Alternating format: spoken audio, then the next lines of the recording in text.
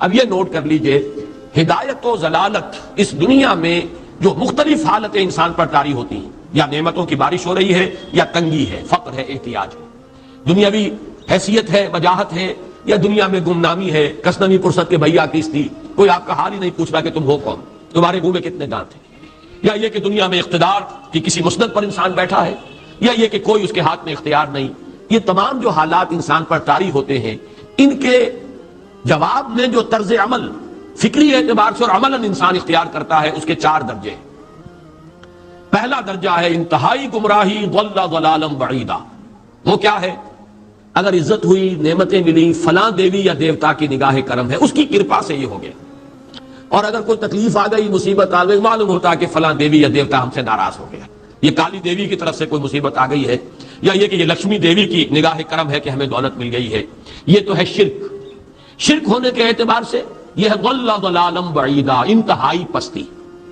اس پستی سے اوپر آئیں گے تو توحید کی پہلی منزل ہے۔ عزت دی اللہ نے دی، اگر کوئی تنگی آ گئی، فقر، تکلیف، کوئی ذلت، رسوائی، یہ بھی اللہ کی طرف سے۔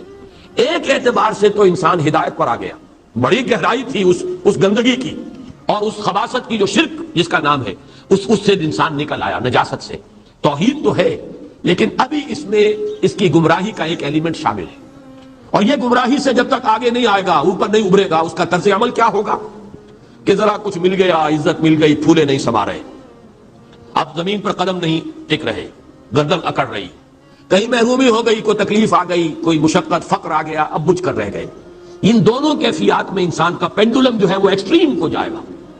یہ کب ہوگا؟ جبکہ انسان یہ سمجھتا ہے کہ اس دنیا میں جو دولت مل گئی یا عزت مل گئی تو یہ گویا کہ بڑی کوئی قابل فخر شے ہے، اور اگر یہاں پر کوئی تکلیف آ گئی، کوئی مصیبت آ گئی، فقر و فاقہ آ گیا تو یہ گویا کہ بہت ہی اہانت آمیز شے ہے۔ اگر یہ انسان سمجھے گا تو طرز عمل وہ نکلے گا نتیجے کے طور پر جو میں بیان کر چکا ہوں، یہ گمراہی ہے۔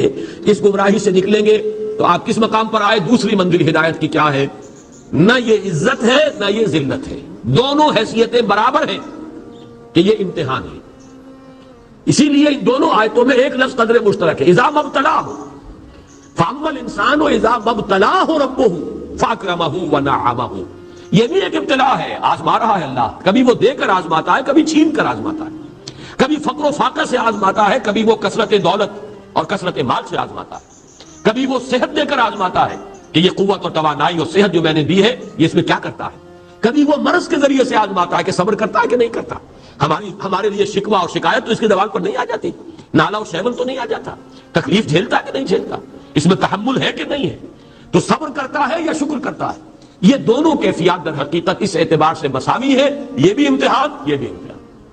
یہ حقیقت جب سامنے ہوگی، اب وہ پینڈولم جو ہے وہ بہت کم ہو جائے گا، یعنی انسان میں طبعی طور پر تو ایک اثر ہوتا ہے غیر اختیاری، کسی چیونٹی نے کاٹا آپ کے پاؤں پر، آپ اپنا پاؤں ہٹا لیں گے، اس میں کوئی ارادہ نہیں، یہ ریفلیکس ایکشن ہے، غیر اختیاری فعل۔ اس حد تک تو انسان ضرور متاثر ہوتا ہے، اس سے تو کوئی انسان جو ہے وہ بلند تر نہیں ہو سکتا۔ حضرت ابراہیم رضی اللہ تعالیٰ عنہ، حضور کے وہ نومولود فرزند، انتقال جب ہو رہا تھا، آپ کی آنکھوں میں آنسو آ گئے۔ اب یہ طبعی اثر ہے، ایک فعل ہے، انفعالی کیفیت ہے جو بالکل طبعی ہے، لیکن یہ نہیں کہ اس کی وجہ سے انسان کی زبان پر کوئی شکوہ آ جائے، کوئی شکایت آ جائے، یہ نہیں ہوگا، یہ ایمان کے منافی ہے۔ اسی طریقے سے اگر کوئی خوشی ہوئی ہے تو چہرے کے اوپر ایک نکھار آ جائے گا، تبسم آ جائے گا، اس سے زائد نہیں۔ اس حد تک تو یوں سمجھیے کہ انسان کا طبعی تقاضا ہے۔ اس سے زیادہ یہ پینڈولم اگر سوئنگ کر رہا ہے تو گویا کہ اس حقیقت سے انسان محجوب ہے کہ یہ بھی امتحان ہے، یہ بھی امتحان ہے، جو ہم سورہ حدید میں پڑھ چکے ہیں۔ ما اصاب من مصیبت فی الارض ولا فی انفسکم الا فی کتاب من قبل ان نبراها ان ذلک علی اللہ یسیر لکی لا تعصوا علی ما فاتکم ولا تفرحوا بما آتاکم۔ اللہ تمہیں کچھ دے تو اتراؤ مت، اللہ تم سے کچھ چھین لے تو اس کے اوپر افسوس مت کرو۔ یہ نتیجہ ایمان کا نکلنا چاہیے۔ اگر تمہیں ایمان ہے اللہ پر، اگر تمہیں یقین ہے کہ جو کچھ ہوا ہے اللہ کے اذن کے بغیر نہیں ہوا، اگر تمہیں یقین ہے کہ اللہ نے جو میرے لیے طے کیا ہے اس میں میرے لیے خیر ہی ہے، چاہے فی الحال فی الوقت فوری طور پر مجھے ناگوار محسوس ہو رہی ہے بات، لیکن یقیناً میرے لیے اس میں خیر ہے میرے رب کی طرف سے، کہ ہر چساقی ماریخ عین الطاف۔ ہم تو شارٹ سائٹڈ ہیں، ہم دیکھ نہیں سکتے کسی شے کو، ہم اس کے ظاہر کو دیکھ کر گھبرا اٹھتے ہیں کہ یہ تو تکلیف آ گئی، کیا پتا اسی کے پردے میں اللہ کی رحمت آ رہی ہے۔ میں نے وہ رئیس امروہوی کے اشعار آپ کو کئی دفعہ سنائے ہیں۔ وہ وقت آیا کہ ہم کو قدرت ہماری سعی و عمل کا پھل دے، بتا رہی ہے یہ ظلمت شب کہ صبح نزدیک آ رہی ہے۔ ابھی ہے کچھ امتحان باقی، فلاکتوں کے نشان باقی، قدم نہ پیچھے ہٹے کہ قسمت ابھی ہمیں آزما رہی ہے۔ رئیس اہل نظر سے کہہ دو کہ آزمائش سے جی نہ ہارے، جسے سمجھتے ہو آزمائش وہی تو بگڑی بنا رہی ہے۔ اسی آزمائش سے تو بگڑی بنے گی، اسی سے تو تمہارا خیر جو ہے اجاگر ہوگا، سامنے آئے گا، پتہ چلے گا who's who, what is what۔ ابو بکر میں کتنا یقین اور ایمان تھا، جی کیسے معلوم ہوگا؟ کیسے معلوم ہوگا کہ بلال میں کتنا سہار، کتنا تحمل تھا، کتنا صبر تھا، اگر وہ مصیبت ان پر نہ آتی کہ جو امیہ ابن خلف کے ہاتھوں ان پر قیامت ٹوٹ رہی تھی۔ تو یہ ساری چیزیں جو ہے ما اصاب من مصیبت فی الارض ولا فی انفسکم الا فی کتاب من قبل ان نبرأ ان ذلک علی اللہ یسیر لکی لا تأسوا علی ما فاتکم ولا تفرحوا بما آتاکم واللہ لا یحب کل مختال فخور۔ اگر اس حقیقت سے محجوب ہو جاؤ گے تو پھر اختیال اور فخر اور گھمنڈ پیدا ہو جائے گا تمہارے اندر، یا دوسری طرف مایوسی، کمر ہمت ٹوٹ کر رہ جائے گی، خودکشی کرنے کو انسان آمادہ ہو جاتا ہے، ذرا کوئی ناکامی دنیا میں آ گئی، کوئی تکلیف آ گئی۔ یہ ہے در حقیقت تیسری منزل، ہدایت کی دوسری سیڑھی۔ پہلا کیا تھا؟ نہاد ضل ضلالا بعیدا، کوئی خیر مل گیا تو کسی دیوی کی نگاہ کرم، کوئی تکلیف آ گئی تو کسی دیوتا کی ناراضی، یہ تو ہے ضل ضلالا بعیدا۔ اس سے اوپر آئے، یہ پہلی سیڑھی ہدایت کی ہے۔ عزت ہے تو اللہ کی طرف سے، اور اگر کوئی ذلت ہے، تنگی ہے تو اللہ کی طرف سے، یہ ہدایت کا آغاز ہو گیا، یہ توحید کی بنیادی منزل ہے۔ اس سے اگلی منزل، یہاں کی ذلت ذلت نہیں، یہاں کی عزت عزت نہیں۔ ذالک یوم التغابن، ہار اور جیت کے فیصلے کا دن تو قیامت کا دن ہے۔ وہاں معلوم ہوگا جس کو اسروں عزت ملی وہ عزت والا ہے، جو اسروں ذلیل ہو گیا وہ ذلت والا ہے۔ یہ تو امتحان ہے، دارالامتحان ہے۔ خلق الموت والحیات لیبلوکم ایکم احسن عملا، یہ تو دارالامتحان ہے۔ امتحان ہونے کے ناطے دونوں برابر ہیں۔ اس سے اوپر ہے ایک چوتھی منزل، ہدایت کی تیسری منزل۔ وہ کیا ہے؟ عام طور پر انسان یہ سمجھتا ہے کہ یہ جو آزمائش ہے تنگی کی اور فقر و فاقہ کی، یہ سخت تر آزمائش ہے، اور نعمتوں کی بارش ہو تو یہ آسان آزمائش ہے۔ یہ بھی ابھی گمراہی کا ایک پرت جو ہے اس کی باقی ہے۔ ابھی ہدایت کا جو کامل جو ہوگا انکشاف، وہ کب ہوگا؟ جب انسان اس حقیقت کو جان لے کہ جہاں وسعت ہو، جہاں کثرت ہو، وہ زیادہ بڑا امتحان ہے، سخت امتحان ہے، بجائے اس کے کہ اگر قلت ہے، کمی ہے، یہ کم تر امتحان ہے، یہ کم بھاری امتحان ہے۔ کیوں؟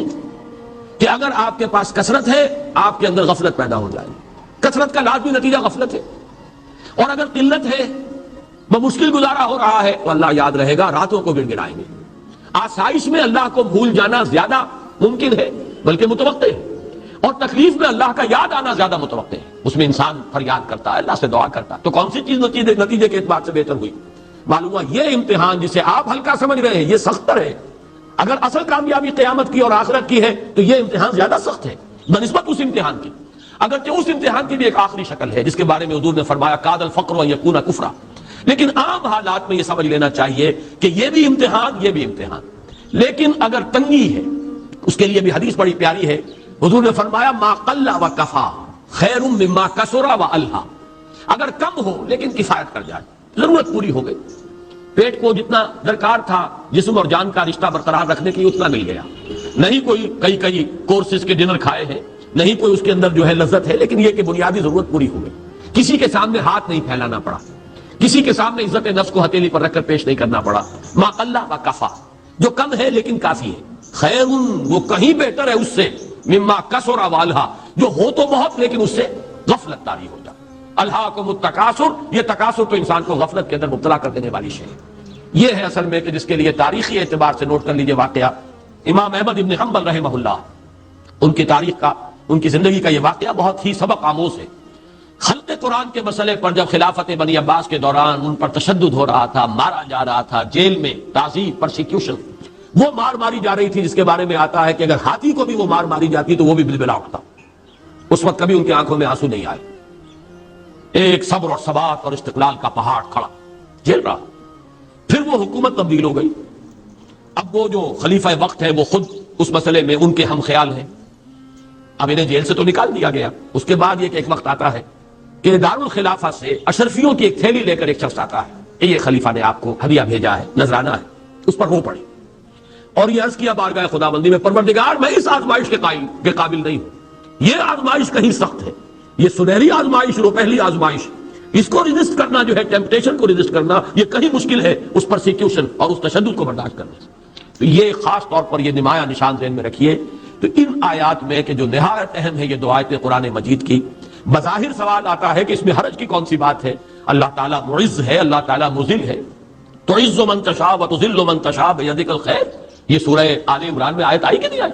لیکن یہ کہ اصل میں یہ 4 درجے ذہن میں رہنے چاہیے. اگر آسانی ہو، عزت ہو، دولت ہو، فراوانی ہو تو کسی دیوی کی نگاہ کرم یا دیوتا کا کرم. تکلیف ہو، مصیبت ہو تو کسی دیوی یا دیوتا کا اظہار غضب، ناراضگی کا مظہر. اس سے اوپر آئے جو عزت دی ہے اللہ نے دی ہے، مجھے اللہ نے باعزت کر دیا دنیا میں، اور یہ ذلت اللہ نے مجھے ذلیل کر دیا، اس کے اعتبار سے یہ ہدایت ہے، توحید تو آ گئی. لیکن ابھی گمراہی کا ایک ایلیمنٹ شامل ہے. وہ گمراہی کیا ہے کہ نہ یہاں کی عزت ہے، نہ یہاں کی ذلت ہے. وہ جو بھی سردی گرمی اور نرمی سختی، ان تمام کو جو ہے وہ برابر رکھو کہ دونوں جو ہے یہ آزمائش کی کیفیتیں برابر ہیں. یہ ہو گئی گویا کہ اس سے ایک درجہ بلند. ابھی اگر ذہن میں آپ کے یہ ہے کہ یہ فراوانی اور دنیا میں نعمتوں کی بارش اگر ہو رہی ہو تو اس کو سمجھنا کہ یہ ہلکی آزمائش ہے، اور اگر فقر و فاقہ ہو، تنگی ہو، گمنامی ہو، اور دنیا کے میں کوئی حیثیت اور اہمیت حاصل نہ ہو تو یہ گویا کہ زیادہ سخت امتحان ہے. تو ابھی گویا کہ گمراہی کا ایک ایلیمنٹ موجود ہے. حقیقت منکشف ہوگی جبکہ یہ بات واضح ہو جائے کہ یہ امتحان جو ہے نعمتوں والا امتحان یہ سخت تر ہے، اور فقر اور احتیاج والا امتحان یہ نسبتاً آسان ہے. اس میں اللہ کی طرف رجوع کی توقع زیادہ ہے، اس میں غفلت کا اندیشہ زیادہ ہے.